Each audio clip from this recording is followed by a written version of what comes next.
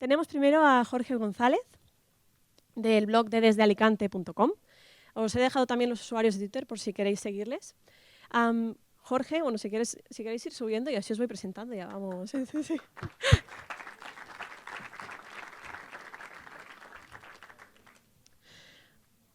Jorge es profesor. Espera, voy a ir subiendo. Vale. Jorge es profesor y es consultor también en redes sociales y marketing online. Ha estado trabajando en el extranjero un montón de tiempo y, de hecho, pues gracias al dominio que tiene del inglés, tiene algunos contenidos, me estaba explicando que tiene algunos contenidos escritos en inglés y esto pues, le ha permitido llamar la atención de publicaciones internacionales e incluso ha podido hacer colaboraciones como guest blogger en publicaciones de bloggers a los que él seguía. Y creo que es una muestra clara de cómo el tener un blog y cómo trabajar, por ejemplo, tu marca personal en un blog y explicar allí tus conocimientos te puede permitir pues, ampliar tus redes y llegar realmente a conectar con gente a la que incluso puedes admirar. Entonces, él, por ejemplo, publicó en el blog de Business is Grow de Mark Schaefer. Deslumbran un poco, ¿no? Los focos. Sí.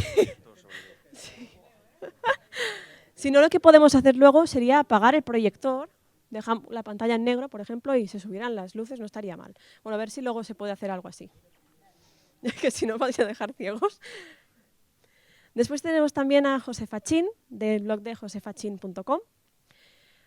José viene del mundo de la gestión hotelera y del marketing turístico y ha ejercido como consultor siempre en hotelería y en estos temas. Pero abrió este blog para trabajar su marca personal y lo ha utilizado también un poco como banco de pruebas para ir aprendiendo y testeando los aspectos que más le interesaban de marketing. Y desde entonces pues, también ha podido ir ampliando los servicios y los sectores a los que él aconseja y da consultoría. Tenemos también a Miguel Ángel Florido del blog de marketingandweb.es. Miguel Ángel es el SEO de la Universidad Católica de Valencia y también es consultor de SEO y de redes sociales. Él tenía experiencia en el mundo de lo que es la formación online y lo unió con su pasión por el marketing y lo que hizo fue crear un curso online gratuito sobre marketing en el que tiene casi, bueno, creo que de hecho más de 80 horas, ¿verdad? Sí. Más de 80 horas de clases y implica a 25 profesores. Es decir, ha puesto en marcha una formación muy interesante para todas aquellas personas que quizás no pueden acceder a otro tipo de formaciones regladas. También tenemos con nosotros a Víctor Martín, de victormartinp.com, como lo tenéis aquí apuntado. Víctor es formador en redes sociales, en blogging, en marketing online, también es speaker, es decir, está acostumbrado ya a este tipo de eventos. Y es el impulsor y el organizador de un evento solidario llamado Social Media Care. Entonces también quiero aprovechar para compartiros un reto que tiene ahora en marcha, porque quizás entre todos los de aquí pues, podemos ayudarle a conseguirlo antes, que es que tiene un podcast llamado Success Academy y se ha propuesto el objetivo de llegar al 1.000.000 de reproducciones. Entonces, pues, si os interesa, entráis en su web, lo consultáis y le ayudáis a conseguir este hito que tiene en mente. Ya nos han apagado la pantalla. Vale, tendríamos que subir un poco las luces, no estaría mal. Y también tenemos con nosotros a Vilma Núñez. Os digo la web porque como no se ve ahora, pues vilmanunez.com. Vilma es también speaker sobre marketing, es profesora, es consultora y su blog fue elegido en los premios Bitácoras como el blog preferido por el público. Fue la categoría que ganó su blog. Y creemos que no es para menos porque en su web podéis encontrar más de 100 recursos gratuitos sobre marketing online. Es decir, que si alguna vez debéis consultar o os interesa profundizar en algún tema, os recomendaría que entrarais en su web porque seguramente tendrá algún contenido sobre ello. ¿Vale? Entonces, vamos a empezar con la mesa redonda. Si me perdonáis, cojo el portátil porque si no me acordaba las preguntas. Y lo primero sería que brevemente pues, cada uno nos explicara un poco cómo empezó en esto del blogging y en qué momento o cuándo os decidisteis o considerasteis que de esto era de lo que os queríais dedicar, que queríais tenerlo como una actividad profesional y dedicaros a ello y poder pues, hacer un blog que os sintierais vosotros relacionados. Bueno, me ha tocado a mí. Bueno, muchísimas gracias por la invitación. En mi caso, yo soy dominicana y yo llegué a España en el 2009 para hacer una maestría de publicidad, porque me apasionaba mucho todo el tema de digital, pero en aquel momento no había un máster específico de digital, ¿no? Y me acuerdo en el 2010 pues estar en una situación de que no quería volver sin tener como esa parte de experiencia, ¿no? De probar. Y empecé como esa búsqueda de trabajo y me di cuenta que siempre terminaba en lo mismo. No tienes experiencia. Y yo decía, bueno, pero si es que yo quiero aprender. No, es que no tienes experiencia. Hasta que al final conseguí entrar en una empresa donde le dije, mira, dame la oportunidad, pero lo que me pasó es que la empresa crecía muy, muy rápido y yo no tenía como una forma de como que aprender todo tan rápido, ¿no? Entonces empecé a buscar en Google, como nos buscamos siempre en la vida, ¿no? Y me topé que todo el mundo te decía que tenía que tener un informe, por ejemplo, pero nadie te enseñaba un ejemplo. O sea, es decir, yo decía, ya, pero es que esto no me va a ayudar a mí a hacer mi informe, ¿no? Entonces, claro, al final fue como de muchas noches intentando estudiar y aprender y al final dije, ¿sabes lo que voy a hacer? Yo voy a subir lo mismo que yo hago, lo que me ha costado mogollón llegar ahí, lo voy a empezar a subir en el blog, ¿no? Y yo tenía ya mi blog y era el tercer intento fallido y todo, y yo publicaba un poco de todo. Mi blog al principio era como mi diario, era el que yo subía todas las cosas que en algún momento me servían, ¿no? Pero cuando di con el punto de las plantillas, me di cuenta que Google empezó a quererme, algo que antes me quería solo mi madre y mis amigos, y entonces en ese momento ya Google dijo, bueno, vamos a empezar a tenerte en cuenta, ¿no? Y a partir de ahí me di cuenta que eso era lo que me iba a diferenciar de otros blogs que ya había muy buenos y a los cuales yo consultaba de forma frecuente, tantos americanos como locales, ¿no? Entonces decidí apostar mogollón por eso. Me costó mucho entender que de verdad a esto era que iba a dedicar gran parte de mi tiempo, tanto así que 5 años después es que hace 2 meses decidí dar el paso de convertirme en mi propia jefa, ¿no?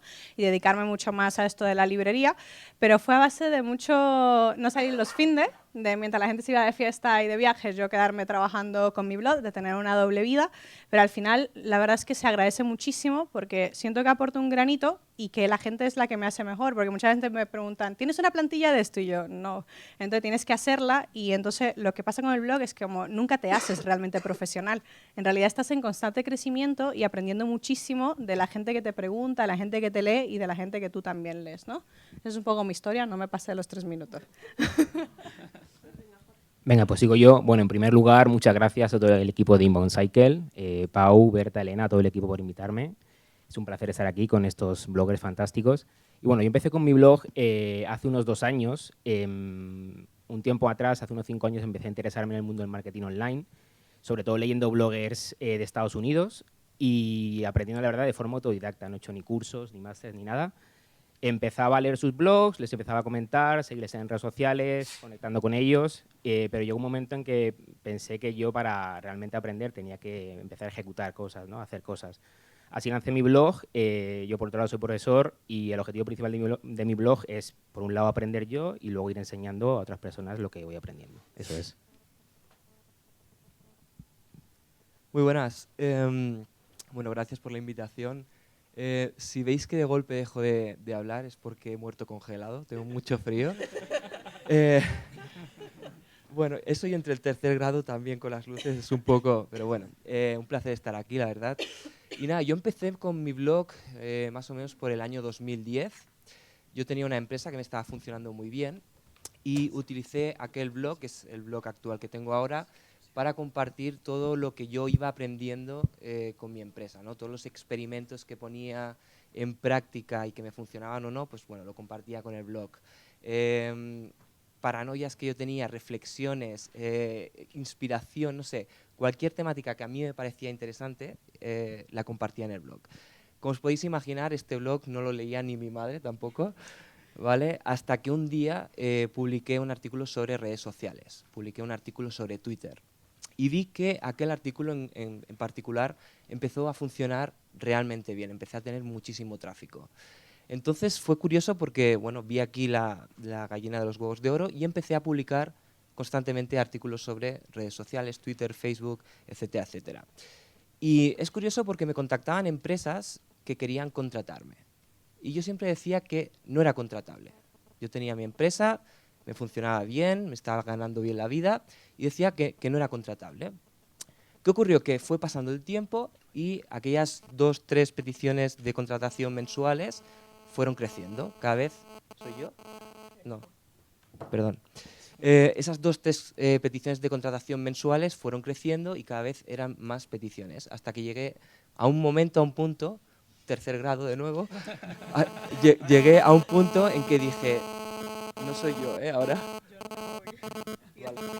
Vale. Bueno, lo siento. Total, que llega un punto en que dije, bueno, estoy haciendo el tonto, me están llamando para contratarme, yo estoy diciendo que no, aquí estoy perdiendo una oportunidad de negocio. Hasta que llegó un momento en que dije, bueno, pues voy a empezar a ofrecer mis servicios y voy a dejarme contratar. Lo siento. Vale, a dejarme contratar, ¿no? Entonces me dejé contratar, empecé a coger clientes, lancé una agencia de marketing y la empresa que tenía en aquel entonces la cerré y empecé a dedicarme única y exclusivamente al tema del blog, bueno, con el que conseguía un 80% de mis clientes, más o menos, de la agencia de marketing. Y bueno, esa es la historia de cómo empecé y nada, el camino que he seguido hasta el día de hoy. Hola, soy Miguel Florido. Algunos de vosotros me conoceréis por el blog de Marketing and Web, donde empecé hace aproximadamente, creo, unos 3 años. Y creo que como la mayoría de los blogs que hemos empezado, solemos empezar con un intento fallido. ¿Por qué? Porque nos creamos un blog muy bonito, nos creamos un logo muy bonito y decimos, pues vamos a empezar a publicar sobre aquellas cosas que conocemos, aquellas cosas que tenemos experiencia, pero nadie nos conoce. ¿Quién nos va a leer? Entonces, vemos que nadie nos visita, vemos que pasan las semanas, los meses y decimos, ¿qué hemos hecho mal? ¿No? Entonces, intento fallido y luego nos damos cuenta, imagen de marca. Es verdad, es que no he trabajado mi imagen de marca. Y en mi caso, lo que hice fue pues, dejar de publicar contenido y dedicar más tiempo a trabajar mi imagen de marca para, con el tiempo, esa imagen de marca que ya hubiera florecido, emprender otra vez, retomar ese blog y posicionarlo con el tiempo. Es un poco la experiencia con mi blog en estos 3 años que me ha servido trabajando unos meses de forma fallida, durante un año trabajando la imagen de marca y luego durante un año completo el posicionarlo, ¿no? hasta el día de hoy, ¿no? Y siempre digo lo importante que es la imagen de marca, ¿no? Porque creamos un blog y decimos, es que no tengo visitas, pero es que ¿cuántos blogs hay ahora mismo publicando lo mismo que tú publicas? ¿Por qué te van a seguir a ti, ¿no? Y es verdad que la imagen de marca es importante y a lo mejor tu contenido es muy bueno, pero lo sabes tú, lo sabe tu familia, como han dicho el resto de compañeros, y 2 amigos más. Entonces, primero tenemos que llegar a ese público, primero tenemos que trabajar las redes sociales y luego ponerle o darle caña, como digo yo, al blog. José. Sí. Hola, para el que no me conozca, soy José Fachín. Yo, al igual que Vilma, tampoco soy español, soy argentino, puntualmente de la ciudad de Córdoba. Yo empecé con mi blog en diciembre del 2012, más exactamente el día 15, y empecé como una especie de experimento. Yo me dedicaba a la hotelería, estaba metido desde hacía ya casi, en aquella época, más de 10 años, en el mundo del turismo y la hotelería, y me sentía cómodo, me gustaba, pero no era lo que yo, como diría todo el mundo, lo que yo tenía ilusión de hacer toda mi vida. Entonces hice un pequeño curso de una semana de estos estilo charla con Jaime Chichari, que nos habló un poco de redes sociales y de esto todo, y dije, ¿qué es eso?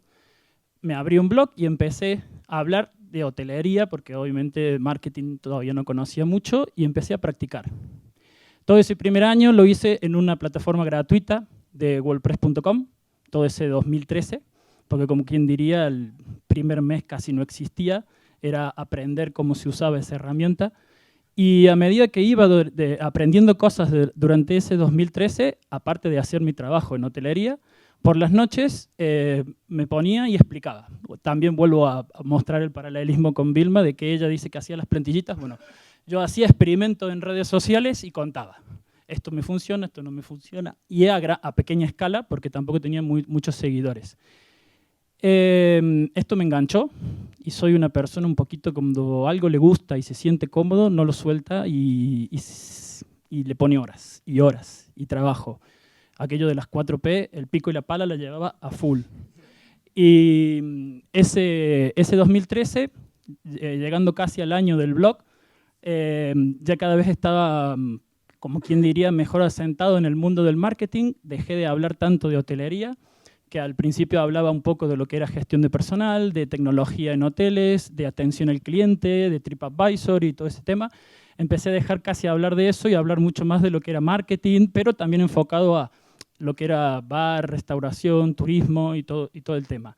Y tomé, porque medio el tráfico ya me lo pedía, que ya estaba haciendo casi unos 8.000 visitas por mes, tomé la decisión, la primera gran decisión como blogger, me pasé a una plataforma propia. Esto supuso un antes y un después. Instantáneamente, al mes, ya estaba pisando los 20.000 visitas entre 15, 18 y hasta casi 20.000 visitas al mes en el blog. Esto me llevó también a que me sintiera mucho más motivado y que todo lo que estaba haciendo a finales del 2013, más o menos en marzo de 2014, lo empezara a... Llevaba algunos clientes casi de manera freelance, pero no, freelance no sería la palabra, sería más bien ad honorem, gratis, para practicar. Porque muchos de ellos casi no pagaban o pagaban cuando podían. Entonces ahí en ese 2014 tomé la decisión de cortar. Corté con lo que venía siendo práctica y lo llevé a hacer una profesión. Entonces en marzo del 2014 dije que voy a ir a full a por esto. Empecé a publicar mucho contenido más técnico, dejé de basarme tanto en la parte de aprendizaje y la parte, como quien diría, de lo que habla todo el mundo, y empecé a poner un énfasis diferente. Ese año me llevó a terminarlo casi con 35.000 visitas en diciembre del 2014, hace nada. Y este 2015 lo encaré de una manera totalmente diferente, ya más posicionado en el ambiente, ya con clientes que pagan, dejaron de ser gratis, y con muchas otras personas que se acercan interesados. Como decía Víctor, hay gente que quiere, y como decía también aquí mi amigo Miguel, mi marca fue creciendo sola. Yo estuve preocupado por ella casi desde un principio, pero mi blog se llama josefachin.com porque lo hice como un blog personal. Y así lo fui llevando durante todo el tiempo. Iba profesionalizándose, pero sin perder esa esencia de personal. Y a día de hoy estoy también un poco metido, como blogger más que otra cosa, pero también me he metido un poco en el mundo del SEO y hablo un poquito de cifras, aparte de porque a mí me gusta hablar así, es porque estamos hablando de tráfico. Y todos estos pequeños cambios que fui dando, sobre todo ahora meterme un poco más de lleno con el tema del SEO, ha hecho que el mes pasado, por ejemplo, terminara en 71.000 visitas y que mucha gente me conozca gracias al blog y que muchos clientes entren a pedir un presupuesto gracias al blog.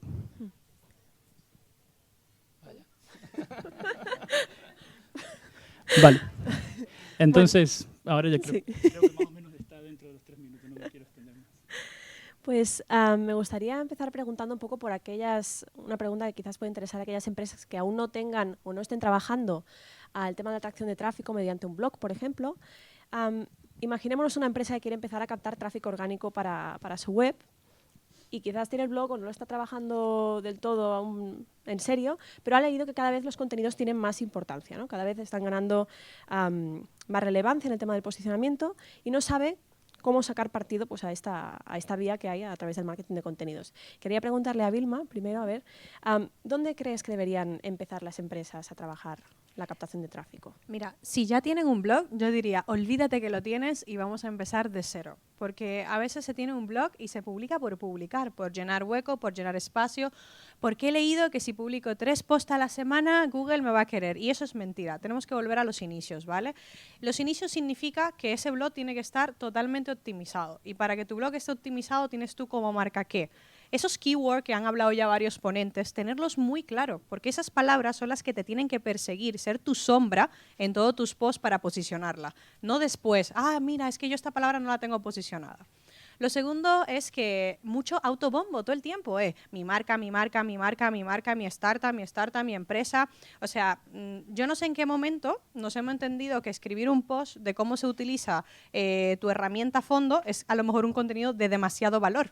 O sea, vamos a ver, hay plataformas de soporte y me parece bien que tú le enseñes a la gente a usar tu herramienta, pero la gente no solo quiere saber de tu herramienta, quiere saber de cosas que le ayuden en su día a día.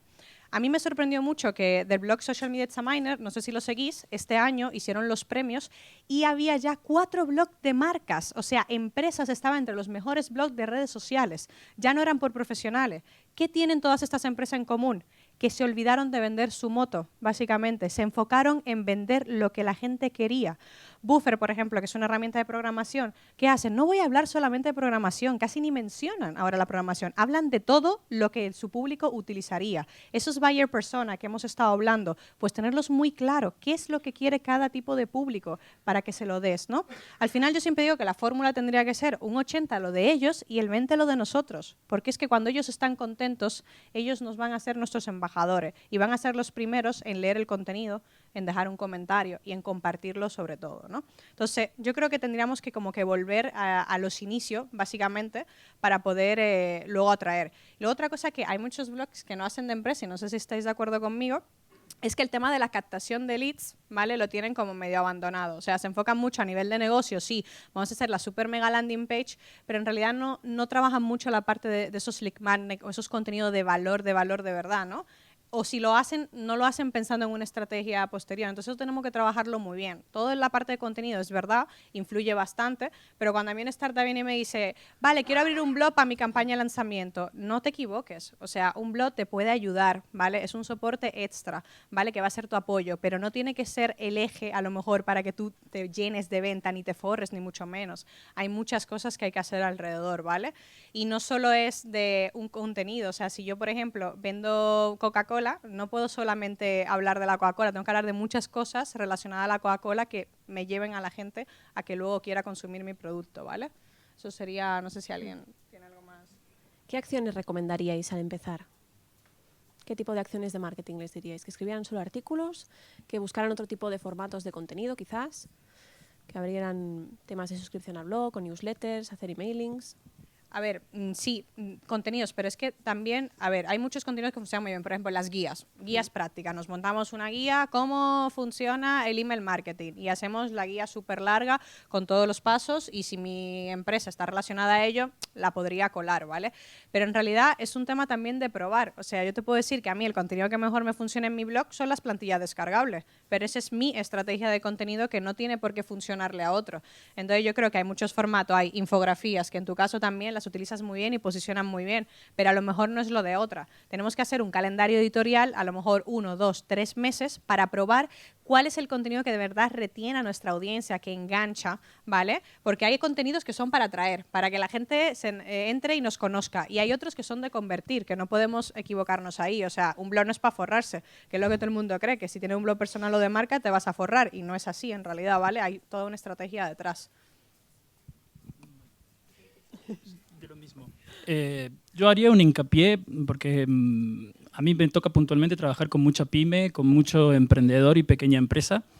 Normalmente estas pequeñas empresas les gusta a ellos mismos, por abaratar costos o por hacer cosas, ayudar a generar el contenido o generarlo ellos. Entonces, yo lo que suelo hacer, sobre eso me resulta mucho más fácil en algunos aspectos, por ejemplo en hotelería o en gastronomía, es primero, ¿qué sabes hacer y cómo lo sabes contar? Entonces, si hablo con un hotel, podemos encarar el blog de un hotel como un estilo magazine turístico. ¿Qué quiero decir con esto? No solamente hablar de los beneficios del hotel, sino también hablar las 10 cosas que conocer para la gente que le gustaban los números en los posts, las 10 cosas que conocer en Barcelona, porque yo vivo en esa ciudad. Y aparte de eso, también consejos para cómo comprar un billete de avión, o sea, no necesariamente hablar del hotel, pero sí de todo lo que está relacionado con el hotel, estilo magazine, que le puede ser muy fácil y muy sencillo. Para resumir, diría que muchos de mis clientes, casi la mitad, están ellos mismos generando el contenido, que luego obviamente yo curo, acomodo, pero muchos de esos clientes ya ellos mismos pueden generar el contenido, también han necesitado un tiempo para ir evolucionando, pero lo pueden hacer.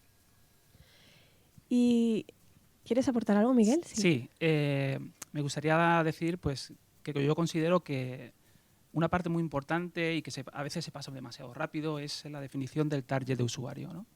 En base a ese target vamos a montar una estrategia. Es decir, si nosotros demasiado deprisa decimos creo que no, es que no debemos creer que tenemos determinado target, tenemos que tener claro cuál es nuestro target y tener todos los datos necesarios para decir, a partir de ese target vamos a construir nuestra estrategia.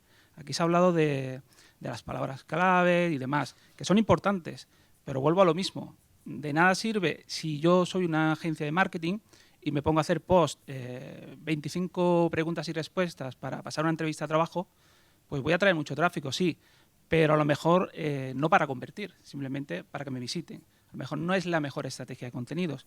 La mejor estrategia de contenidos es establecer una estrategia de contenidos en base a ese target.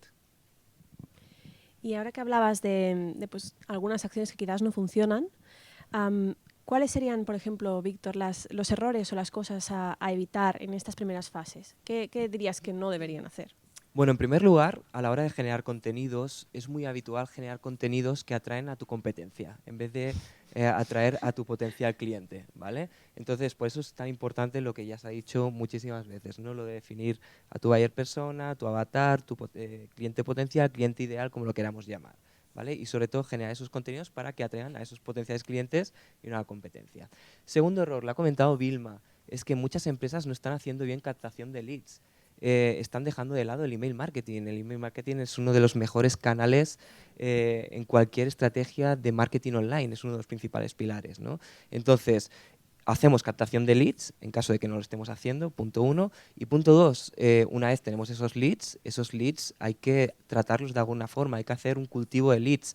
Hay que pensar que el usuario, en el momento en que pone su dirección de email en nuestro formulario de captación, todavía no tiene confianza con nosotros, no nos va a comprar el día de mañana, ¿vale? Entonces, esto se hace con un proceso que es lento, que puede llevar semanas, incluso años a veces, en el cual pues va pasando por diferentes fases, ya lo habéis visto, hasta que tiene la confianza necesaria para acabar comprando o para acabar poniendo sus datos de la tarjeta de crédito para comprar nuestros productos o servicios, ¿de acuerdo? Y un tercer error muy típico es, saben de la importancia de estar en redes sociales, vamos a abrir un perfil en todas las redes sociales del mundo, ¿vale? Bueno, ¿para qué? ¿Está tu cliente potencial en Facebook, Twitter, en la red social que sea? ¿Sí? Pues entonces, ábrete un perfil ahí y desarrolla una estrategia. No, pues no pierdas el tiempo, ¿vale? No merece la pena abrir un perfil en cualquier red social si tu cliente potencial no está allí, porque eso está más relacionado con el estar por estar en redes sociales que al estar en redes sociales con un determinado objetivo, ¿vale? Entonces yo creo que esos 3 puntos son bastante importantes. No sé si alguno de los demás quiere aportar algún otro error con el que se haya encontrado quizás en su experiencia. Si no, pasamos... Mira. No, yo solamente comentar este último tercer error que ha dicho el compañero. Es verdad, y además puede ser un caso claro de reputación negativa, porque tener una cantidad de redes sociales abandonadas es peor que no tener redes sociales. Es decir, mejor no tener a tener muchas, tenerlas abandonadas o tenerlas a saber de qué manera, ¿no? Y... Disculpa, sí. para cerrar, ya que hablamos de redes sociales, otro de los grandes errores que cometen muchas de las empresas, vuelvo de nuevo a hablar del tema pymes porque es donde mejor me muevo, es creer que las redes sociales son el salvavidas de su negocio. Si yo tengo problemas con mi negocio, no abrir un perfil de Facebook no va a hacer que mi bar se llene, ni va a hacer que las habitaciones de mi hotel se llenen, porque no van a necesitar un trabajo y una maduración y una evolución. Entonces, si yo voy con esa idea, me voy a desmotivar enseguida y voy a tener problemas muy rápidamente. Entonces, eso, encararlo en ese momento lo tendrías que haber dicho o lo encaras en un momento que sabes que vas a poder ir a por ello, o plantéatelo mucho antes. Y relacionado con la estrategia que se debe poner en marcha al inicio de un proyecto, me gustaría preguntarle a Jorge, ¿qué herramientas nos recomendarías para empezar? ¿Cuál sería la caja de herramientas, el toolkit que debería tener cualquier empresa? Vale, bueno, una pregunta. ¿Quién de vosotros usáis Google Drive o Evernote para apuntar a la lista de la compra del supermercado? Venga, vale. Pues vamos a sacar la lista de la compra, pero del supermercado de los blogueros. Vamos a ver una lista, espero que no sea muy larga. Esa con chuleta porque es muy larga, esa va con chuleta. Bueno, lo primero es, en una empresa, por ejemplo una pyme, es tener clara la estrategia de si vamos a tener una web y un blog separados. Mi consejo es que no esté separado, que esté en el mismo dominio y si puede ser en la misma instalación de WordPress. Eso por un lado. En cuanto al nombre de dominio, habría que decidir pues si nuestro público es español, podría ser un .es, si aún no lo tenemos, o .com, si es más internacional. En cuanto al hosting, es similar, sobre todo en cuanto al SEO, porque si el hosting nuestro está en España y la IP es española, también se va a posicionar mejor en España, y si es extranjero, pues Estados Unidos o el que queramos. ¿De acuerdo? Luego, en cuanto a gestor de contenido, ya he comentado que se puede integrar perfectamente la web y el blog hoy en día, y yo usaría wordpress.org, yo creo que ahí no hay duda. Otra inversión que debemos hacer al principio es el tema o la plantilla de WordPress, y ahí sí que recomiendo que sea una de pago y de un proveedor fiable y estable que lleve mucho tiempo trabajando en WordPress. Yo, por ejemplo, he trabajado mucho con Elegant Themes, lo recomiendo, y funciona con un sistema de suscripción anual y tienes unos 90 temas para utilizar de distintas temáticas, el soporte es muy bueno y bueno, hay muchas plantillas, ¿no? Pero buscar una que sea fiable y que lleve años en el mercado. Sistema de email marketing, ya lo comentó Víctor, el dinero está en la lista y bueno, yo probo varios y MailChimp, de hecho mi blog lo estoy migrando a MailChimp porque me equivoqué, así que no os equivoquéis como yo y empezar con MailChimp, ¿vale? Si vais a promocionar contenido, ya sea gratuito o de pago, tendréis que hacer landing pages, pues bueno, Instapage o Leadpages, son software que funciona bien. O si no, también tenéis plugins de WordPress como Visual Composer que podéis hacer landings directamente desde WordPress de forma fácil, ¿vale? Con arrastrar y soltar lo hacéis y es bastante sencillo. Redes sociales de apoyo al blog, por supuesto, y iba a comentar lo mismo que ha dicho Víctor. Estudia un poco dónde están tus clientes potenciales para tú estar ahí. Y luego, por otro lado, no seas muy spammer y hables solo de ti mismo y a su vez usa la escucha activa para ver de qué hablan tus clientes potenciales en las redes, ¿vale? Monitorízalos, mira de qué hablan y probablemente tendrán necesidades. Pues mira cuáles son e intenta satisfacerlas en tu blog después. Bueno, en cuanto a SEO, aquí tenemos varios expertos en SEO, pero bueno, yo os comento algunas cosillas. Herramienta muy interesante, Semrush, tiene una parte gratis y otra de pago. Te permite ver para qué keywords se posiciona tu competencia, ¿vale? Pues si quieres empezar a pisar los talones a una competencia, pues puedes usar Semrush para ver qué keywords sirven, ¿no? Le están funcionando. También muy interesante, ya salió en alguna ponencia, BuzzSumo, que es para ver qué contenidos se han compartido más en redes sociales de un blog o de unas keywords, ¿vale? Pues si tienes un blog de belleza y ves que se comparte mucho, no sé, peinados veraniegos, pues haz post sobre eso, ¿de acuerdo? Y luego guest posting al principio también es súper interesante para conseguir algunos backlinks de calidad y en contexto, que le suelen gustar mucho a Google, con keywords que te interesen, ¿de acuerdo? Bueno, esto es lo que más me voy a extender, así que me extiendo un poco y ya que hablen el resto de compañeros. Plugins de WordPress. Una de las magias de WordPress son los plugins para personas que no desarrollen o no programen con los plugins. Puedes hacer magia y maravillas. Yo voy a decir algunos. En cuanto a la parte de comentarios de un blog, que para mí es el oro de un blog, ¿no? Uno de los mayores potenciales de un blog son los comentarios, pues intenta extraer el máximo de los comentarios. Cuando alguien haga un esfuerzo en dejar un comentario, usa plugins para extraer lo máximo de ahí. Bueno, Akismet, supongo que los conoceréis, para evitar el spam. Luego hay otro que se llama Comment Notifier, notificador de comentarios, que permite que los usuarios se suscriban a los comentarios de un post particular. Entonces les van llegando emails según la gente va escribiendo en esos comentarios. Luego un par muy interesantes, uno es de Yoast, que lo conoceréis por SEO Yoast, que luego hablaré, que se llama Comment Redirect by Yoast, que es redirección de comentarios by Yoast. Lo que te permite esto es, después de que alguien deje un comentario en tu post, hace una redirección y le manda una landing que tú hayas creado, ¿de acuerdo? Entonces puede ser muy interesante si estás promocionando un artículo en cierto momento o un ebook o algo, alguien deja un comentario, lo rediriges a una landing y le dices, oye, después de tu comentario, muchas gracias, pero mira lo que estoy aquí, lo que te interesa este ebook gratuito. Por ejemplo, intentas captar su lead.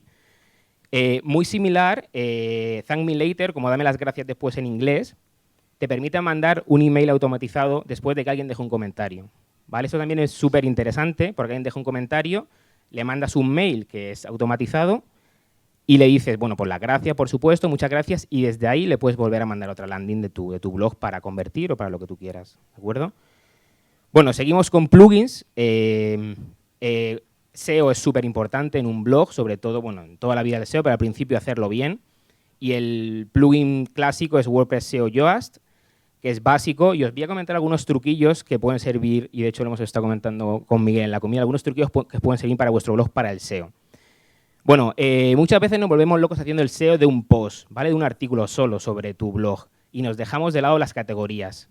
¿De acuerdo? Un post posiciona, pero muchas veces la vida posicionada en Google es más corta. ¿De acuerdo? Las categorías posicionan mucho más a largo plazo. Pues si tú quieres posicionarte sobre belleza femenina, haz una categoría de belleza femenina y haz el SEO, el SEO dentro del YOAS, haz el SEO bien de esa categoría, ¿de acuerdo? Que probablemente te dure más tiempo que posts particulares sobre peinados o algo así, ¿ok? Después, otro truco que funciona bastante bien, si tenéis un blog que ya tiene bastante tiempo, es coger posts antiguos sobre una temática y que estén bien posicionados en Google. Imaginaros que sigo con el ejemplo de blog de belleza femenina, ¿no? Y pues el blogger o la bloguera que ha hecho ese blog, tiene un post bien posicionado que es los mejores peinados para el verano 2012. Luego el siguiente año hace otro, los mejores peinados para el verano 2013. Y se posicionan bien en Google, ¿vale? Pero estamos en el 2015. Entonces, ¿qué puedes hacer? Pues crea un post, los mejores peinados 2015 para chicas, y con el SEO YOAS redirecciona una redirección 301 a todos esos posts antiguos y le mandas toda la fuerza de esos posts que están súper bien posicionados en Google, le mandas toda la fuerza al post nuevo. Entonces, todos los posts de peinados que tengas van a ir al nuevo y ya tienes pues ahí mucho tráfico que te va a llegar. Después, la parte de SEO YOAS, de social media, de redes sociales, muchas veces la gente no la usa, pero es también fundamental. Puedes personalizar, cuando se comparte tu post en Facebook o en Twitter, puedes personalizar qué texto quieres que meta, no el título, y qué imagen quieres que meta, que no tiene por qué ser la imagen por defecto. Entonces, cada red social tiene sus particularidades y es súper importante personalizarlo. Y por último, en el SEO YOAS, activar Facebook Open Graph y Twitter Cars para utilizar toda la potencia de Facebook y Twitter. Bueno, cosas también básicas al principio de un blog, los plugins para compartir en redes sociales. Bueno, SumoMe lo recomiendo como gratuito y luego Elegant Themes, Monarch, como Monarca en inglés, también es súper interesante, este es de pago.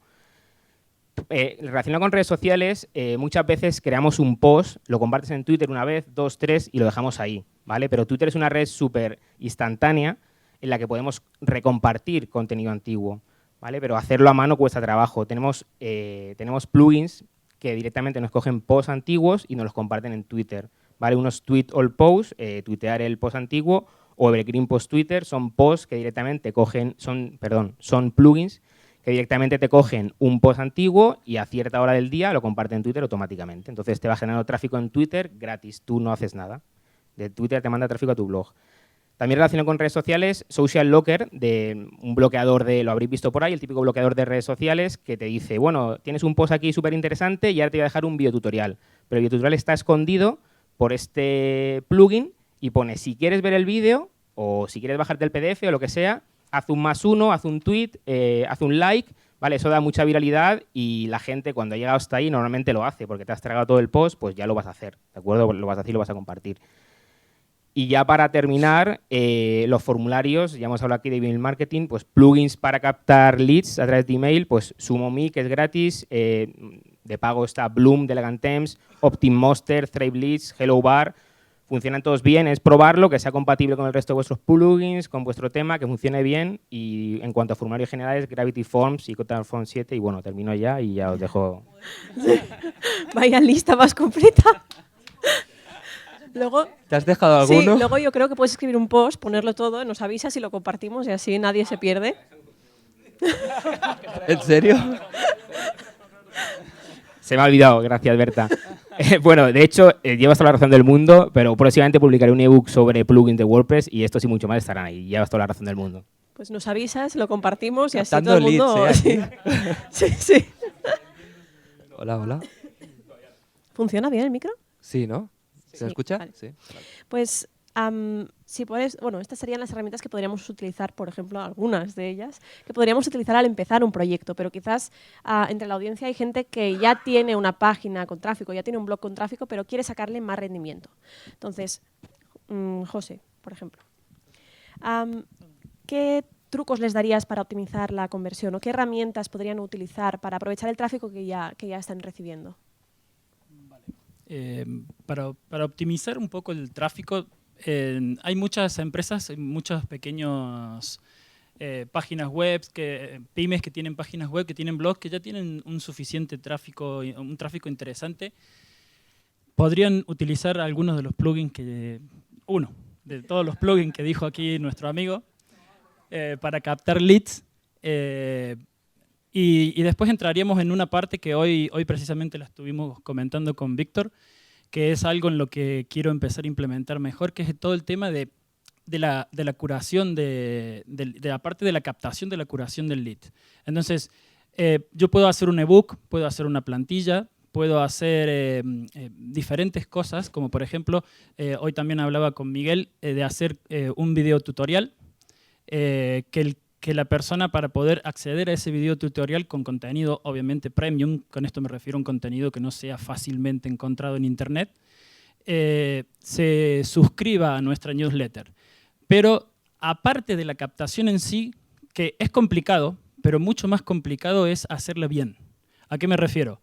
Si yo lo llevo al mundo del marketing, si yo estoy vendiendo un curso de SEO, es mucho más fácil saber a quién se lo voy a vender si estoy cantando esos lips por artículos que hablen sobre la temática.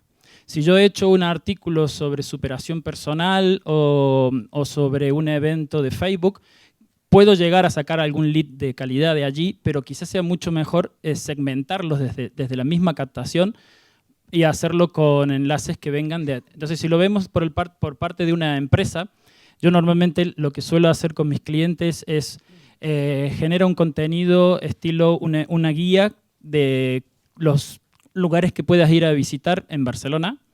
Entonces el cliente que te está reservando o que te está mirando el blog, le va a llamar la atención ese contenido que le estás ofreciendo, se va a suscribir para recibirlo, o hay muchas otras cosas que podrías llegar a hacer, que ya sería como para dar una conferencia sobre el tema. Pero principalmente lo primero que tienes que tener en cuenta es que hay que despertar la acción del lector. Muchas veces la gente se va a suscribir por quién soy, o me refiero a quién soy como marca, y porque quiere estar al tanto de lo que yo ofrezco, y otras veces ha llegado a mi contenido por casualidad, por ese posicionamiento que ya tengo.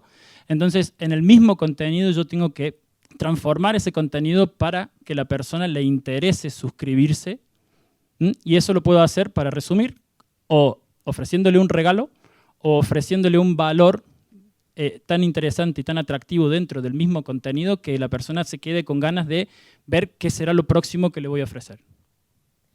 No sé pero si, vuelvo a repetir, yo creo que mejor lo podría explicar Víctor.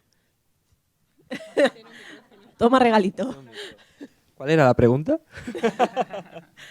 ¿Qué truco recomendarías para optimizar la conversión en un blog? A ver, hay varias herramientas en el mercado que a mí me encantan porque funcionan estupendamente bien. Dos de ellas te permiten hacer test A/B, ¿vale? Split test con lo que tú estás mostrando en tu página web, ¿vale?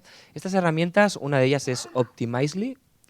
Inicialmente es gratuita, y en función de la cantidad de información que queramos captar con esta herramienta, pues va aumentando el precio, pero inicialmente es gratuita. Luego otra que se llama Visual Website Optimizer, que hace exactamente lo mismo, pero desde el primer día es de pago, ¿vale? Y con estas herramientas lo que hacemos es mostramos una versión de nuestra página web, ¿vale? Creamos una versión B que tiene algunos elementos modificados y luego comparamos cuál de las dos ha sido la que mayor conversión ha tenido, cuál ha captado más leads o cuál ha funcionado para determinado objetivo que nosotros podemos marcar en la herramienta, ¿ok? Luego, dos herramientas más que creo que son fundamentales. Una es Crazy Egg, no sé si la conocéis, ¿hay alguien aquí que la conozca? ¿Sí? Ok. O si no, Heatmap, que está dentro del pack de herramientas de SumoMe, ¿vale? ¿Qué hacen estas dos herramientas? Bueno, pues lo que hacen es crear un mapa de calor que te muestra dónde ha hecho clic el usuario, ¿vale? Entonces, esto se superpone encima de nuestra página web y vemos exactamente dónde ha hecho clic, haya un enlace ahí o no haya un enlace, haya un banner, no haya banner, haya texto, no haya texto, vemos dónde ha clicado exactamente.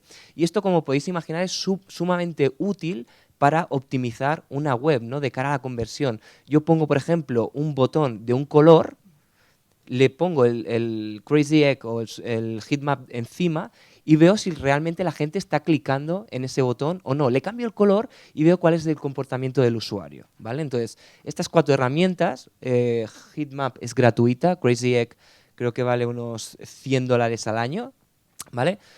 Son súper útiles y creo que para cualquier empresa que quiera hacer esto en serio, las tiene que contratar.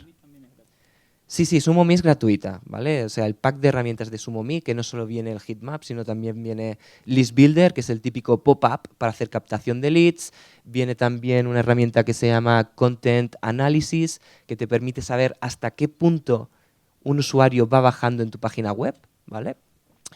Bueno, hay una serie de herramientas dentro que son todas gratuitas y que os recomiendo instalar porque son imprescindibles bajo mi punto de vista.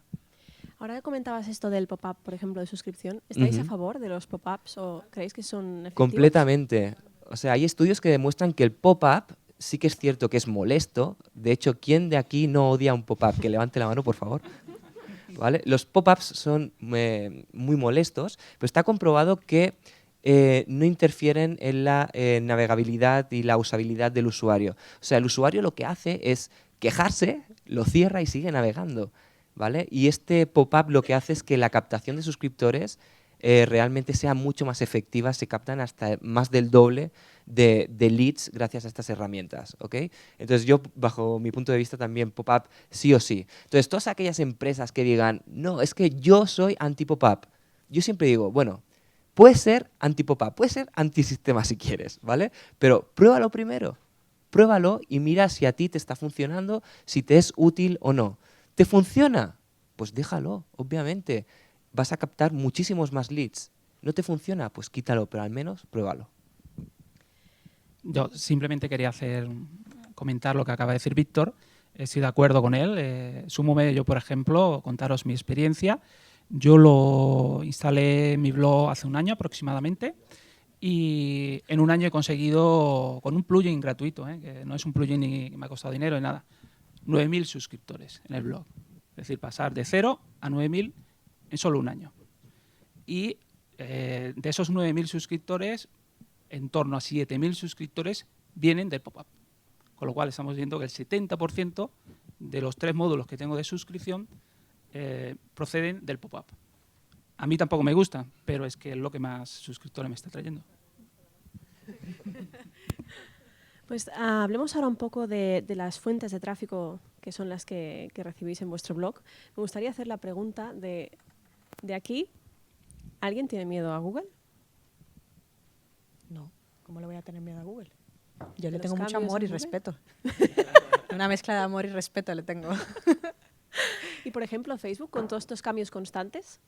Para nada, a ver, sí ha bajado a lo mejor la tasa de, pues sí, engagement, que no me hacen tanto me gusta como antes, pero yo siempre he dicho, hasta el día en que Facebook, Twitter, Google Plus o cualquier red social deje de llevarme tráfico a mi blog, ese va a ser el día en que yo dejaré de hacer cosas ahí.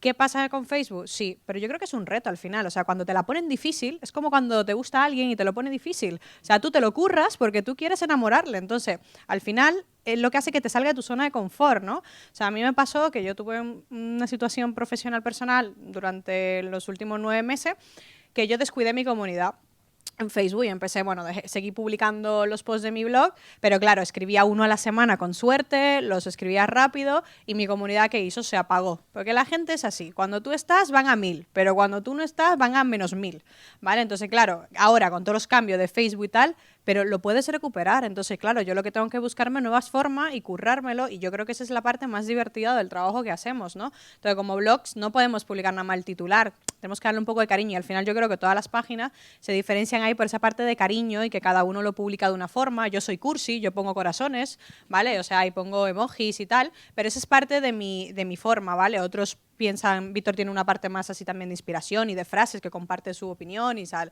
Entonces, cada uno tiene como su forma, pero claro, si nos hubiéramos quedado publicando titulares, estuviéramos consiguiendo peores resultados de al inicio, ¿no? Entonces, yo no le tengo miedo, al contrario, o sea, creo que son lo que me mantienen ahí súper activa para seguir reinventándome constantemente. Yo creo que, como dice Vilma, no, miedo no hay que tenerle, como no. Sobre todo respeto sí, respeto es importante tenerle. Yo os voy a explicar algo. Yo hace más o menos un par de años o 3 tuve un ataque de SEO negativo y me hundieron la página. Estaba teniendo como unas 70.000 visitas al mes, más o menos, y se me quedaron en 15.000. O sea, me bajó el tráfico una barbaridad. Todo esto hubiese sido catastrófico para mí, para mi negocio, para mi marca personal, pero hubo algo que hice bien casi desde el primer día, que fue captar leads. ¿vale? Entonces, gracias a esa captación de leads y a esos leads que poco a poco, con menos tráfico, obviamente, fui captando, yo pude seguir facturando y hacer vida normal hasta que Google se dio cuenta de que había alguna persona que de forma malintencionada me había estado intentando, iba a decir un taco, pero no lo voy a decir, y bueno, pues entonces me empezó otra vez a abrir el grifo y empecé otra vez a recibir tráfico, ¿no? Entonces, esto también es como una lección, ¿no? Para no depender jamás de nada, o sea, ni de Google, ni de Facebook, ni de Twitter, ni de la red social que sea, que esté de hype o esté de moda. No os dejéis llevar por eso, no pongáis todos vuestros huevos en una única cesta y trabajad todos los canales de la mejor forma posible y sobre todo hacer captación de leads. Y cuando digo captación de leads, y sobre todo para los que seáis bloggers, me refiero a tener una herramienta de email marketing buena detrás. No utilizar FeedBurner. ¿Alguien utiliza FeedBurner? Aquí. No lo decís por vergüenza, seguro. ¿Vale? Pero FeedBurner no es hacer email marketing, tenerlo claro, ¿vale? Yo me refiero a utilizar una herramienta buena o normal, tipo MailChimp, tipo MailRelay, tipo Aweber, o si nos vamos a algo más pro, tipo, yo qué sé, HubSpot, tipo Infusionsoft, tipo ActiveCampaigns o Ontraport, la que sea, ¿vale? Pero si tenéis que gastaros algo de dinero, gastároslo en una plataforma de email marketing porque eso va a ser bueno para vuestro negocio. No lo veáis como un gasto, vedlo como una inversión, ¿ok? Miedo, yo creo que si estamos hablando de que queremos tener tráfico y le tenemos miedo a Google, ya empezamos mal. A mí me gusta siempre hablar relacionando con lo que va para que sea más genérico, pero hablando como dice Vilma. Si yo voy a por una chica que me gusta, me lo pone difícil y yo le tengo miedo, vamos fritos los dos. No va a haber una relación, casi es imposible. Entonces, más que miedo, yo diría respeto. Respeto en el sentido de saber cómo son las reglas del juego, como dijo Iván en su ponencia. Google te dice que las cosas son así y si tú las vas a infringir, tienes que saber que lo tienes que hacer muy bien para que no te pille o estar preparado para curar el batacazo que te puede llegar a traer.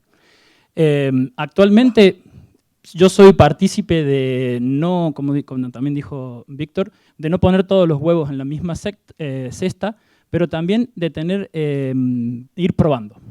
Por ejemplo, hasta hace unos 4 o 5 meses, las redes sociales eran el 50% de mi tráfico.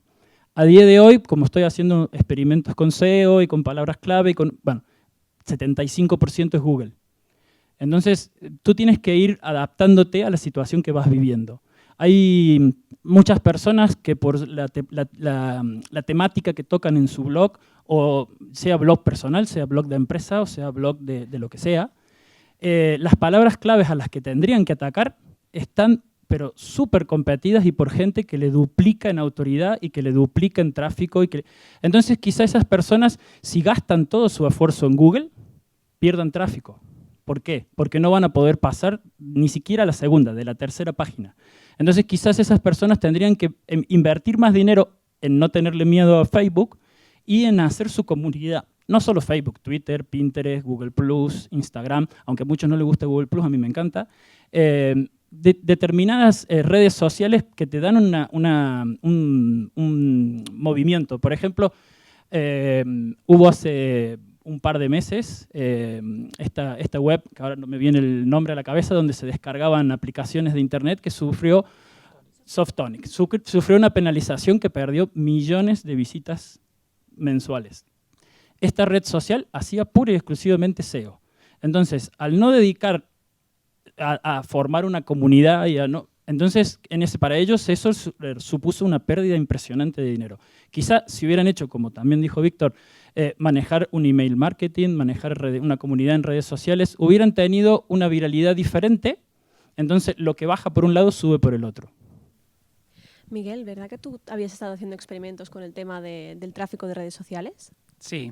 Bueno, yo quería comentar un poco el tema del miedo. Yo creo que más que miedo lo que hay que tener es un poco de conocimiento, ¿no? Al fin y al cabo, Google tiene unas directrices que nos las dice públicamente a nivel de calidad, ¿no? que tenemos que cumplir. ¿Qué es lo que ocurre? a veces decimos, vale, quiero hacer una página web. Ay, pues mi primo es un chaval muy apañado, te la va a programar. Pero claro, a lo mejor el primo no se ha leído las directrices. Y luego, claro, eso es, digamos que es la base. Cuando vas a construir tu casa, seguramente no llamas a ningún primo. Seguramente buscarás un arquitecto, ¿no? Entonces, en el caso de la web y en el caso del social media, también hay mucho intrusismo y claro, en este tipo de cosas, pues sí, ahí sí que le tienes que tener miedo. Dejar tu proyecto online en manos poco profesionales, sí que le tienes que tener miedo a Google, porque seguramente te va a dar. Seguramente más tarde o más temprano te va a dar. Pero si se la dejas en manos profesionales que cuide tu proyecto, no tienes por qué tener miedo. Antes Víctor ha comentado, y esto está a la orden del día, el SEO negativo. El SEO negativo aparece cuando eres visible. Es decir, mientras tú no llames la atención, no tengas volumen de visitas, seas poco conocido, nadie te va a atacar. Pero en el momento que tú adquieres decenas de miles de visitas, pues hay personas poco éticas que van a decir, bueno, pues a Víctor cogemos, le enchufamos 20.000 enlaces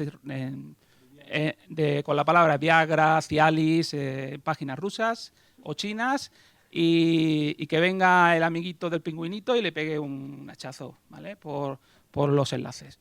Claro, eso la verdad es que el que es blogger y le dedica muchísimas horas a su trabajo y a su esfuerzo, que una persona contrate por $5 o $10 una herramienta automática que te lo haga, la verdad es que duele mucho, duele mucho. Y, por tanto, es muy importante monitorizar.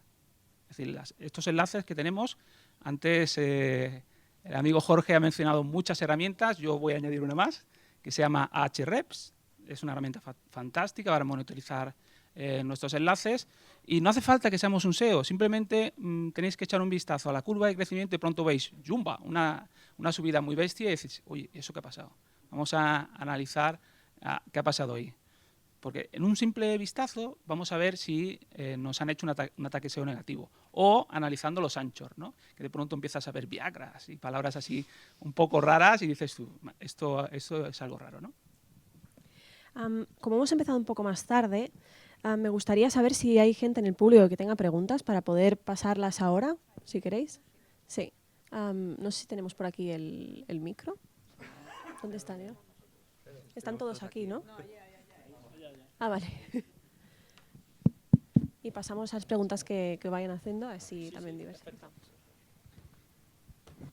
Hola, buenas tardes. Tengo dos preguntas. La primera de ellas sería, en vuestra opinión, ¿cuál sería la mejor plataforma? ¿Si Blogger o WordPress? WordPress. WordPress.org, ¿vale? Que es la plataforma que tú te descargas e instalas en tu propio hosting, no WordPress.com, que sería la plataforma gratuita. Se podría decir que WordPress.org es el Ferrari dentro del mundo del blogging, ¿no? Y el resto de plataformas serían, pues, Seats, ¿vale? Y es muy importante que este WordPress lo tengas en un hosting que sea bueno, de calidad. Cuando hablo de bueno, quiero decir que haya gente detrás que te proteja ese blog. Es decir, porque ataques reciben todas las páginas web. Recibe la página web de la Casa Blanca, la página del FBI, todas. La página del Partido Socialista, todas son hackeadas, entran y cuelgan cualquier chorrada. Pero lo que nos da seguridad es tener detrás una empresa, un buen hosting que dice, no te preocupes, pim pam, y te lo soluciona rápidamente. Hemos visto que han entrado por aquí, ya hemos solucionado el problema, ya no vamos a volver a entrar, ¿no? Porque sí que esos hackeos, que a veces no nos damos cuenta, existen miles de páginas que están hackeadas y las empresas ni siquiera lo saben. La forma de saber si nuestra página está hackeada es dentro de un resultado de búsqueda nuestro en Google, hay una opción que nunca pinchamos que pone caché, ver versión en caché. Esa ver versión en caché, si la mostramos en nuestra página, a lo mejor te aparece un banner vendiendo pantalones de cualquier marca. Y dices, yo no vendo pantalones, ¿y esto que cómo me lo han colado? Y a lo mejor es un banner que no estás viéndolo, pero lo tienes incrustado y alguien se está lucrando por ese banner que te ha colocado. Y eso, en cuanto Google lo detecta, afecta inmediatamente a tu orgánico. Jorge, querías Nada, aportar una cosa algo. rápida. Lo que ha comentado, bueno, todos de acuerdo en WordPress.org, pero bueno, lo que ha comentado Víctor de Ferrari no es por precio, simplemente por prestaciones del software. Por 30, 50 dólares al año tienes un hosting básico, si quieres más pagas un poco más, pero no es por precio. Y luego todo el tema de plugins, que puedes hacer cosas mágicas sin saber programar, que son programitas que instalas, solo se puede hacer en la versión de WordPress.org. En .com o en Blogger no puedes, así que todas las funcionalidades que os hemos dicho no se podría hacer sino WordPress.org. Vale, perdona. La segunda pregunta es, en caso de que uno tenga, ya como es mi caso, ¿no?, que ya tenga Blogger, tenga, tenga el blog mínimamente posicionado. Migración. ¿Me cambio? ¿Me mantengo? Migración. Sí, ¿Pierdo y todo el mientras- posicionamiento? No, no sé, o sea, yo no soy muy de SEO ahí, pero hay unas formas de que no lo pierdes y verás cómo tus posibilidades van a crecer. O sea, yo tengo academias online montadas con WordPress, tengo una librería entera y tiendas online montadas con WordPress y yo no tengo ni idea de programación. O sea, todo lo que hay en mi blog me lo he hecho yo y es todo con WordPress y pagando plugins y herramientas potentes. Entonces, el momento en que tú te veas abierto ante esas posibilidades, verás como tu propio negocio va a crecer también a otra. Entonces, con Blogger te vas a quedar un poquito más limitado. O sea, nunca vas a poder dar quizás ese salto tan grande, ¿vale? Realmente sí que se puede hacer una migración. El tema está en que hay que hacer muchas redirecciones, 301 para no perder fuerza en el caso de que haya cambio de URLs. Es decir, que no es algo que cojo, desactivo, me lo llevo aquí y chimpón. Es decir, es una cosa que se tiene que hacer bien. Es un plan de migración y se tiene que hacer bien, la tiene que hacer un SEO. Si no, lo que puede ocurrir es que perdamos posicionamiento. Luego lo recuperaremos, pero a lo mejor te puede costar 2 o 3 meses recuperarlo. ¿Vale?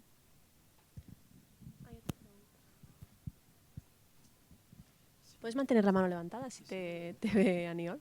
Pues Ahí ahí, tiene. ahí en esta misma fila hay dos.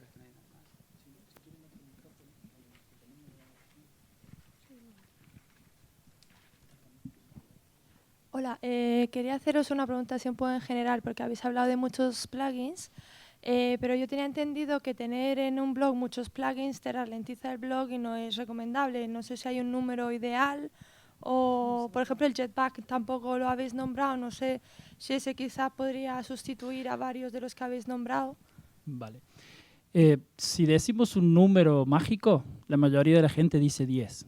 Pero si tú un poco tienes la vista a lo que hace el resto de la gente, yo conozco, por ejemplo, sin ir muy lejos, un blog como el de Ciudadano 2.0 que tiene casi 160.000 visitas mensuales y tiene sobre los 30 plugins instalados. Aparte, en mi caso personal tengo 18. Todo esto de los plugins lo que hace es, primero, que el plugin esté bien instalado y bien configurado. Porque el plugin en sí no es el que te va a dar el problema, sino es la configuración que hagas de él. Segundo, lo que dijo Miguel de los hosting. Si tú tienes un hosting, no me meto ni siquiera en el gratuito, voy a un hosting de mala calidad, un hosting con un plan que no presta un buen servicio o que tiene un hardware muy viejo, que no utilizan discos duros de alta velocidad y todo ese tipo de cosas, esto también te va a afectar a la cantidad de plugins que puedas usar porque va a bajar el rendimiento de tu página web. Entonces, si tú quieres un número, se dice 10, pero yo tengo 18, conozco gente que tiene 30 y funcionan perfecto. O sea que para resumir diríamos que es, primero, no usar plugin que no necesites, no duplicar.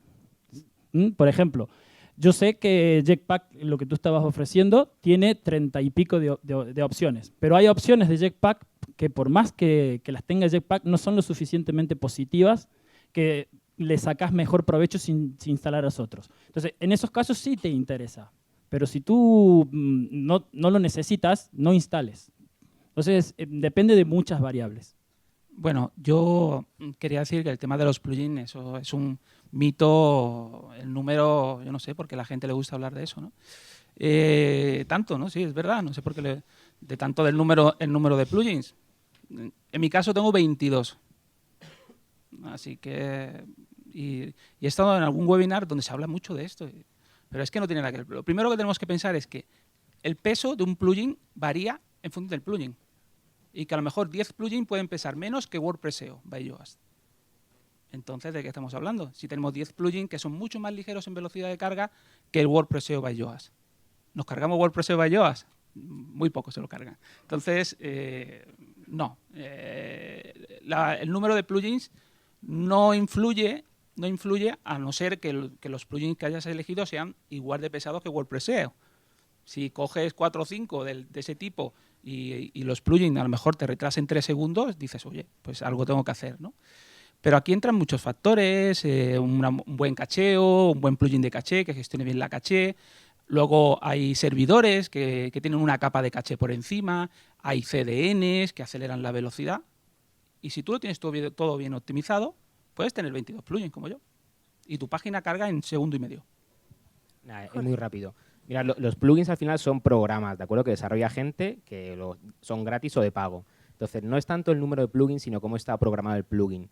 Un plugin mal programado que instales y funcione mal, te puede tumbar tu web. En cambio, 50 plugins que estén bien desarrollados puede hacer que vaya rápido. Entonces, no es un número de plugins, sino la calidad del plugin, del número, o sea, cada plugin individualmente. Entonces, si empiezas de cero, puedes ir probando los plugins, viendo la velocidad del blog. Según vas instalando y viendo la velocidad del blog, puedes hacerlo. Y también hay plugins que detectan el rendimiento de otros plugins. Entonces, más bien, cada uno, cómo afecta a tu blog. ¿Alguien más? Había otra pregunta, ¿no? Sí, yo también es sobre los plugins, pero en este caso quería preguntaros qué plugin consideráis para tienda online que es más interesante. Porque, por ejemplo, a mí WooCommerce no me gusta cómo presenta los productos. Yo te puedo contar mi caso tal cual. Yo el tema de WooCommerce pasé totalmente, solamente lo tengo activado en la academia porque tiene todo un sistema que la gente compra carrito y accede al curso. Yo me quité todo eso en WordPress y empecé a vender con botones individuales, donde yo me creo mis páginas y mis fichas de producto, utilizo herramientas como Gumroad para vender en dólares y Sales para vender en euros.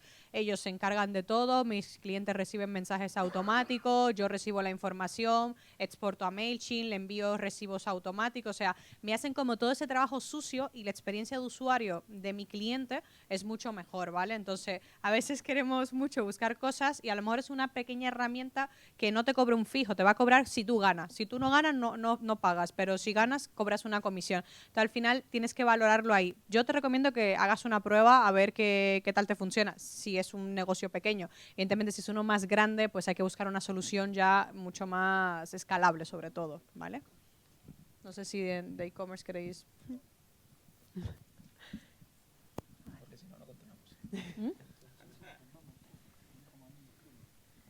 Hola, buenas. Quería saber si conocíais alguna herramienta para limpieza de datos, porque entiendo que cuando tienes un landing, quizás se registran personas que, no sé, o te pueden poner un correo ficticio, ¿no?, para descargarse en PDF. ¿Cómo? O sea, dices cuando tú captas lead, tú quieres limpiar tu base de suscriptores, ¿no? Exacto. O sea, Ay. tener información Bueno, de calidad. Vale, yo es que más que herramienta te diría que es una estrategia de ir dando, o sea, sacando a gente de tu lista, ¿vale? Eso es una limpieza que se hace, entonces tú imagínate, tienes una lista de 10.000 y has enviado una campaña y solo te han abierto 2.000. Esos 8.000 ya le vamos mirando un poco tal. Vuelves a enviar una segunda, una tercera. A la tercera ya con herramientas incluso ya de email marketing te dicen automáticamente que puedes sacar la última gente que en los últimos 6 meses no te ha abierto tus campañas. Entonces, antes de sacarle, que hay gente que le saca directamente, tú podías enviarle un correo y decirle, oye, lo que hay, mira, tú sabemos que ya no te interesan estos contenidos, me parece muy bien. Mira, yo te voy a sacar de la lista, en el momento en que tú quieras te puedes volver a dar de alta, o si quieres, quédate y actívate y no sé qué cosa. Y luego ya la sacas, ¿sabes? Eso es haciéndolo de una forma más buena, ¿sabes? Un poco más estratégica que limpiar así con una herramienta masiva que igual te quita a quien tú no quieres quitarte, ¿vale? También. Pero aquí voy a dejar al rey del email marketing. Tú has comentado el hecho de que se den de alta cuentas falsas, ¿no? ¿O he escuchado mal? Sí, o sea, vale, personas, por ejemplo, si tienes un... Claro, ahí está lo que iba a decir justo ahora Vilma, que gracias por el micro, es el doble opt-in, que eso consiste en que el usuario, cualquier usuario que pone sus datos dentro de un opt-in es una caja de suscripción, tiene que confirmar previamente un enlace que tú le envías de forma automática para pasar a formar parte de tu base de datos. No sé si me he explicado bien, ¿vale? O sea, el usuario pone sus datos, recibe un email con un enlace que tiene que confirmar previamente. Si no lo confirma, pues no pasa a tu base de datos. Eso queda ahí en el limbo, en las herramientas baratas. En las herramientas caras sí que puedes hacer campañas de recuperación de esos suscriptores que están perdidos, ¿vale? Pero claro, eso con el doble opt-in ya lo arreglas. ¿Vale? Entonces nadie va a poder poner una dirección falsa porque no va a recibir ese correo de confirmación. Vuelvo a hacer inciso en que eso es cuando usas una herramienta buena, ¿vale? Sí, o sea, en el caso, te lo digo yo, que tengo una librería y que la gente me utiliza muchas veces descargándose mi contenido, que esas herramientas no todas están con esa doble verificación, ni mucho menos. Entonces, tienes que tener tu prioridad. Si tu prioridad es tener una lista enorme, porque lo que quieres es que números y luego tú ya la vas a trabajar, guay, pero si tú lo que quieres es calidad del día número 1, pues entonces vas a tener que invertir y te aseguro que va a ser mejor hacer esa inversión inicial al principio que luego el dolor de cabeza que te puede dar hacer esa limpieza, ¿vale? A mí me gustaría volver un momento sobre el tema del tráfico y de las fuentes de tráfico que hemos estado hablando antes, de la diferencia entre... Disculpad, pero como se nos acaba el tiempo, digo, Sí. me gustaría que nos explicarais un poco, antes lo que decíais, ¿no? Intentar diversificar las fuentes de tráfico que nos llegan a nuestra página web. No sé vosotros, por ejemplo, a la hora de trabajar las redes sociales, ¿cómo os organizáis? Es decir, ¿lleváis a cabo experimentos para generar más tráfico en estas redes sociales? ¿Estáis más centrados únicamente en SEO y comportamiento del usuario, intentar enamorar al usuario, ¿no? Como se utiliza en el email marketing normalmente? ¿Dónde ponéis más peso? ¿Yo? Vale. A ver, yo en primer lugar intento optimizar todos los artículos que publico de cara al posicionamiento, ¿vale? Hago un estudio de palabras clave, veo cuáles son aquellas que tienen más tráfico, miro las palabras claves de cola larga para de alguna forma intentar captar tráfico con esas palabras clave que quizás no tienen tanto tráfico, pero que si las sumamos todas es un buen qué de tráfico, ¿vale? Eso en cuanto a SEO. Y luego en redes sociales yo hago miles de experimentos. Hace poco me di cuenta de que única y exclusivamente en Facebook Ads, desde el primer día que se abrió la publicidad en Facebook, me he llegado a gastar unos 5 dígitos, ¿vale?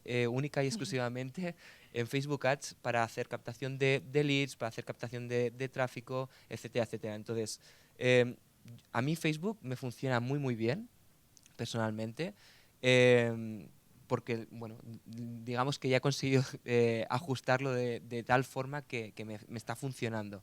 Pero, por ejemplo, Twitter Ads también podéis hacer uso, no sé, cualquier red social para captar un poquito más de tráfico. Es interesante que hagáis pruebas y que veáis qué es lo que os funciona a vosotros en concreto y qué es lo que no.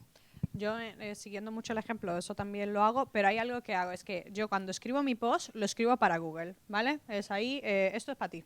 Pero cuando me voy para redes sociales ya no es para Google, porque a mí me pasaba que yo me he dado cuenta que los posts míos, cómo hacer X, molaban y funcionaban, porque la gente busca en Google cómo hacer tal cosa, ¿vale? Pero me daba cuenta que en redes sociales la gente como que pasaba un poco, le parecía un poco más de lo mismo. Entonces, Maider, el año pasado, Maider es copywriter, por si no la conocéis, empezó a tuitear algunos posts míos y la tía me cambiaba esos titulares y yo decía, me quedaba yo, wow, ojalá se me hubiera ocurrido a mí, ¿no? Y me daba cuenta que lo petaban los tweets de ella, o sea, solamente por cambiar. Entonces, me he dado cuenta que el elemento ser un poco sensacionalista, ¿vale? Y ese elemento de 5 formas que de verdad te van, o sea, darle ese toque por ahí, eso es lo que a la gente le llama la atención, porque ese tweet se diferencia del resto de todo ese montón de contenidos que hay.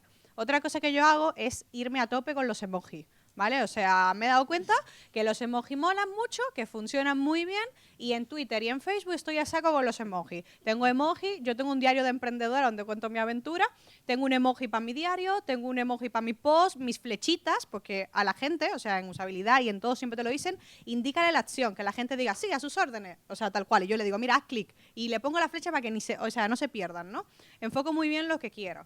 Y otra cosa que yo hago mucho es que en mis posts me baso en ilustraciones, ¿vale? La ilustración yo no pongo texto. Sé que hay muchos blogs que apuestan por poner los titulares también, pero yo en el blog lo mantengo solamente con la imagen y luego el título que se pone. Pero en redes sociales yo sí me voy al título. Entonces, si es una guía descargable, le pongo en grande, extra bold, guía descargable y gratis, y la palabra gratis va incluida, ¿vale? Y luego le pongo el titular y cuando lo comparto, ahí ya estoy haciendo un mix del texto y de varias cosas. Entonces, yo os puedo jurar que me tardo más, ¿sabes? En hacer las cabeceras para redes sociales, todas las técnicas, ponerle qué tal, que en escribir el post. Pero es parte de, o sea, y yo creo que al final es la parte que es un poco como que te diferencia, ¿no? Y que no haces lo mismo para todos los canales al final. Eso es lo que hago yo. Si hablamos de esto, yo me voy un poco del tema empresa y hablo desde el punto y desde mi vena más blogger. Para mí no existe ese artículo que se escribe en 10 minutos o en 1 hora, no existe. Yo he llegado a estar a veces hasta 3 o 4 días maquinando lo que estoy haciendo, acomodándolo. Lo primero que hago cuando voy a escribir un artículo es pensar de qué y para qué. Luego que pensé eso, digo, ¿cómo me lo van a encontrar? Y cómo me lo van a encontrar no solamente lo pienso de cómo yo pienso, valga la redundancia, sino que lo busco con herramientas que lo saben realmente. Por ejemplo, SEMrush, por ejemplo, el que no quiere invertir, el planificador de palabras clave de AdWords. Y no busco solo la palabra clave, busco las palabras clave y el long time. ¿Qué quiero decir con esto? Puntualmente, a día de hoy yo tengo un artículo que tiene 490 palabras claves posicionadas. Y no miento. Ese artículo atacaba no solo una palabra clave, atacaba 5 palabras clave y 3 long time que no solo van en el título principal, sino a lo largo del artículo.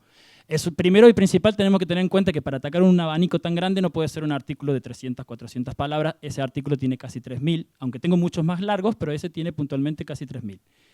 Y luego, otro de los trucos que suelo utilizar es mi amigo Yojas.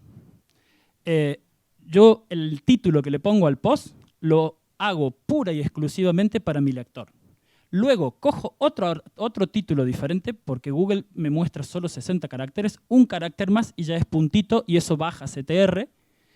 Ese artículo le pongo un título obviamente basado en el principal con las palabras clave, pero pura y exclusivamente pensándolo para encajarlo en los 60 y subir el CTR. Luego hago otro tercer título, el de las redes sociales. También utilizo Yojas. Yojas te deja personalizar la imagen, la descripción y las redes sociales. Hay veces que son los mismos, pero en el 50-60% de los casos mis posts tienen 3 o hasta 4 artículos diferentes. Uno para Twitter, uno para Facebook, uno para Google y otro para mis lectores. Entonces, ¿por qué hablo tanto del título? Porque personalmente pienso que el título hace casi el 50% de la fuerza de posicionamiento de ese artículo y casi el 90% de la atracción de tráfico, porque el otro 10% lo hace tu marca personal y la ubicación que tenga. Pero ese 90% lo hace el título. Si tú entras a Google, por ejemplo, una palabra clave que se puso de moda porque varios empezaron a competir por ellos, nombres para Twitter. Nombres para Twitter, tú veías el primero, decía nombres para Twitter, originales y atractivos. Nombres para Twitter, alegres. Nombre para Twitter. Entonces llegaba un momento que decía, déjà vu, estoy viendo todo lo mismo. Entonces, ¿qué hice yo? Cogí y puse cómo elegir un nombre para Twitter que sea, cambié, no dejé de poner la palabra clave ahí, pero lo cambié un poco que se notara, con signos de pregunta y con algunas otras cosas más. Esto le costó al post mucho tiempo más posicionarse, pero cuando se posicionó, todos los que iban igual empezaron a bajar. Y yo empecé a subir y ahí me quedé, y sin hacer muchos experimentos raros. Entonces, hay muchas veces que uno tiene que tener en cuenta eso. Y luego, cuando tú desarrollas el contenido, cuestiones que te favorecen mucho en el tráfico son utilizar varias imágenes. Porque si tú haces una buena portada, como decía Vilma, esa buena portada va a ser llamativa en redes sociales, porque ahora las redes sociales son 100% visual, hasta Twitter. ¿Cuántos de aquí están sacando fotos y tuiteando? Entonces, la imagen que tú pongas es muy atractiva. Y si pones una sola imagen, piensa que también va a ser un poquito déjà vu. Entonces, a veces mis artículos tienen 2, 3 o hasta 4 imágenes. Y sin hablar de infografías. tengo un artículo puntualmente que tiene 3, porque iba a diferentes partes, cada infografía. Entonces todo eso genera que cada uno de los contenidos visuales te atraiga tráfico desde diferentes redes sociales. Bueno, de la parte de SEO, yo creo que una parte muy importante y que la podéis utilizar todos es hacer un estudio de concordancia de la palabra clave. Esto parece un poco chino, ¿no? El que no sepa de SEO, pero esto es muy sencillo. Esto simplemente nos vamos a SEMrush o cualquier otra herramienta que lo podamos utilizar y vamos a meter la keyword que queremos posicionar. Supongamos que vamos a posicionar imágenes gratis, lo metemos y nos va a decir SEMrush que tiene 50 variaciones. Pues esas 50 variaciones puedo posicionar con las 50. Es así de simple. ¿Por qué? Porque son bancos de imágenes gratis, imágenes gratuitas, bancos de imágenes gratuitas y así una cantidad de combinaciones que yo puedo incluir en mi artículo y para que lo voy a optimizar para una, si lo puedo optimizar para 50. Lógicamente todas no traen el mismo tráfico. Habrá algunas que traigan un tráfico de 1.000 o 2.000 visitas, esa keyword al mes, pero todas suman visitas y en este caso es una estrategia muy efectiva, ¿no? Que la podemos utilizar a nivel de SEO. Como ha dicho antes José, si eso yo lo hago en un post de 300 palabras es imposible. Yo tengo, si voy a atacar un long tail o lo que yo llamo un long tail, tengo que meter mucho contenido, ¿no? Y tratar de meterlo con mucha calidad. A nivel de redes sociales, yo, por ejemplo, tengo una estrategia muy diversificada. No sé el resto de los compañeros cómo estarán, pero yo, por ejemplo, el 28% del tráfico en mi blog es social. En este caso, está en torno a las 15.000, 16.000 visitas que recibo a través de redes sociales, de las cuales más de 8.000 son de Twitter. Y yo no me gasto ni un solo euro en Twitter Ads. Yo no me gasto ni un solo euro en anuncios. Y para que veáis que las redes sociales pueden ser un canal muy efectivo si sabemos trabajar, dinamizar, conversar y sobre todo estar presente. Antes lo ha dicho Vilma, se desapareció de Facebook y la gente dejaron de interactuar. Yo a lo mejor no tengo una comunidad muy amplia, pero sí que la tengo muy activa. ¿Por qué? Porque converso con todos, charlo con todos, de forma privada, de forma pública, y eso hace que atraiga mucho tráfico. No sé si querías decir algo, Vilma. Vale. No, sí. Lo que iba a decir es, como hemos empezado más tarde, se nos ha quedado un poco corta el tema de la mesa redonda, lo que os pediría simplemente es, súper brevemente, ¿qué consejo daríais a las empresas que quieran empezar y trabajar el marketing de contenidos? Como vosotros, con vuestra experiencia, ¿cuál sería el aprendizaje que habéis hecho? No, mejor, ¿cuál es el aprendizaje que destacaríais de vuestra experiencia como bloggers? Bueno, yo soy profesor y estoy en contacto con bastante gente joven, adolescente y gente joven. Y entonces te quedas muy alucinado de cómo usan Internet, ¿no? Y ya lo ha comentado algún ponente antes, que para ellos no existe Google prácticamente, existe YouTube y existe YouTube en sus móviles, en sus tablets. Entonces a las empresas yo les diría que el video marketing en YouTube está muy por explotar en España en general. Así que YouTube, video marketing, hay mucho campo por hacer ahí en España. Vale, yo le diría que empiecen a captar desde el día 0, aunque capten suscriptores, ¿vale? Aunque capten 3 o 4, porque luego esa lista se puede ir trabajando. Y sobre todo le diría de siempre como que hacer muy visual el blog, ¿vale? O sea, cuando os dije antes que 4 empresas eran de los mejores de social media, entre ellas, aparte de una súper buena estrategia de contenidos, que ya lo hemos hablado 20.000 veces, tenían una parte visual muy importante.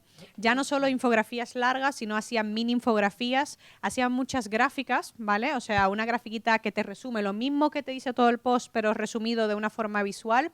Tienen como su estilo muy adaptado y empezaron a poner algo tan sencillo como su nombre o su logotipo tipográfico en las imágenes. Entonces así fueron haciendo, por un lado, conseguían buenos contenidos, pero iban haciendo marca y reforzando luego su propio branding, ¿no? Entonces yo me enfocaría mucho en la parte visual, ya sea con ilustraciones o fotos, pero que a la gente se le salga la baba de ver que tienes un blog muy bonito, ¿vale? Y por otro lado, la parte de captación del minuto 1, ¿vale? Para que luego no digas, ay, si hubiera empezado antes, no te quedes con esa. Y porque un blog feo no mola a nadie, ¿vale? Nadie va a leer eso.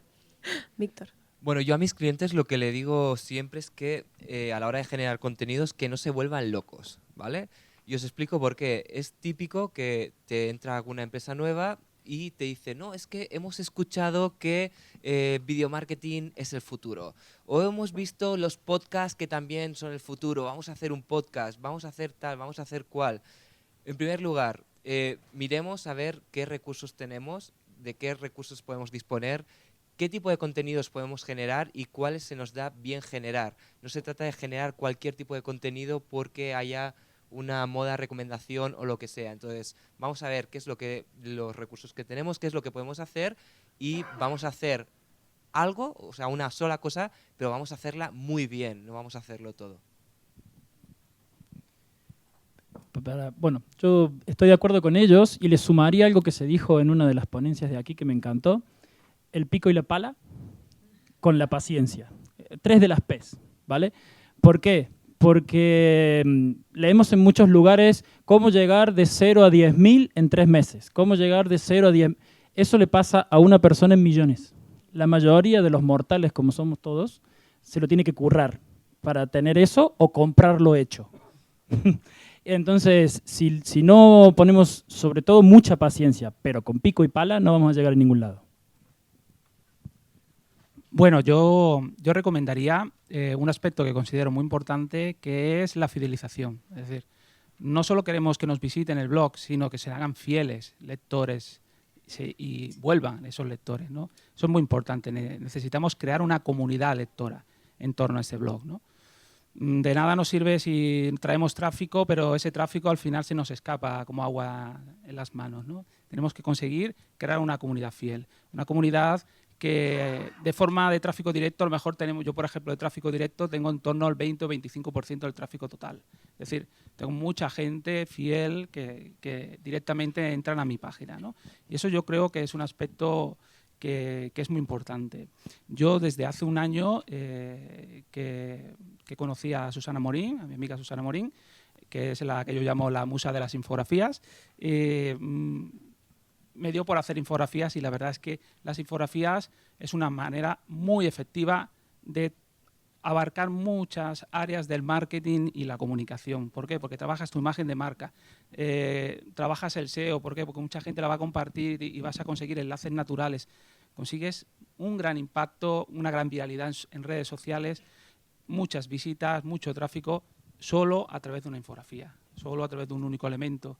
Entonces, de verdad, no es difícil hacer infografías.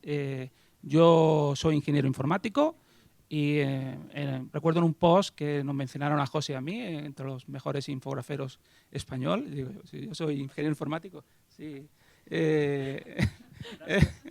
Entonces dices, bueno, pero con eso quiero decir que está al alcance de cualquier persona. Hoy en día hay plataformas gratuitas que podemos hacer una infografía sin necesidad de tener conocimientos técnicos.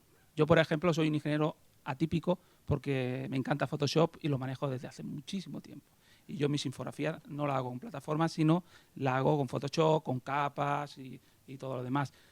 Un rollo y al final te tiras un montón de tiempo, pero bueno, al final ves el resultado. Al final ves el resultado. Yo hace un año tenía 4.000 visitas y hoy tengo 50.000. Y no pago por el tráfico. Es tráfico que he conseguido a base de trabajar la imagen de marca, redes sociales y las infografías.